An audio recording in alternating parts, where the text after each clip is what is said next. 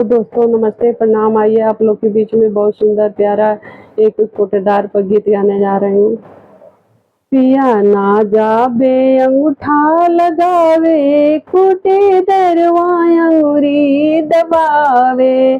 पिया ना जाबे अंगूठा लगावे, कोटे दरवा अंगूरी दबावे।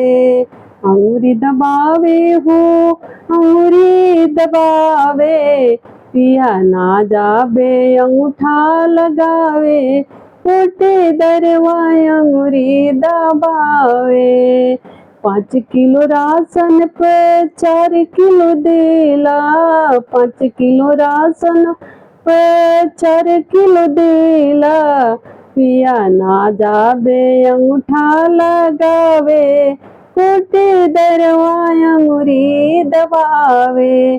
पिया ना जाबे अंगूठा लगावे, कोटे दरवा अंगूरी दबावे। राशन न दिला कोटे दरवा मुखड़ा निरेखे, राशन न दिला कोटे दरवा मुखड़ा निरेखे।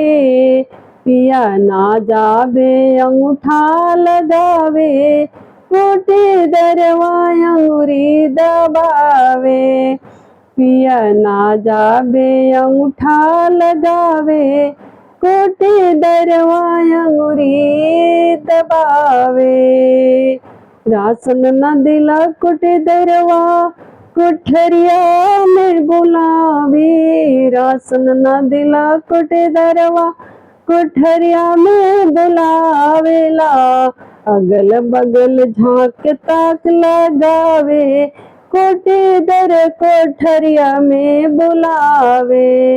आगल में झांक ताक लगावे, कोटे दर कोठरिया में बुलावे।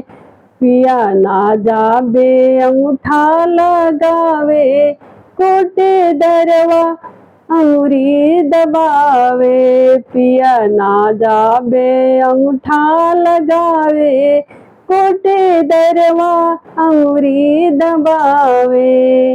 अंगूरी दबावे हो, अंगूरी दबावे।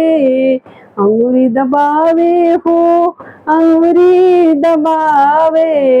पिया ना जाबे अंगूठा लगावे, कोटे दरवा अंगूरी दबावे।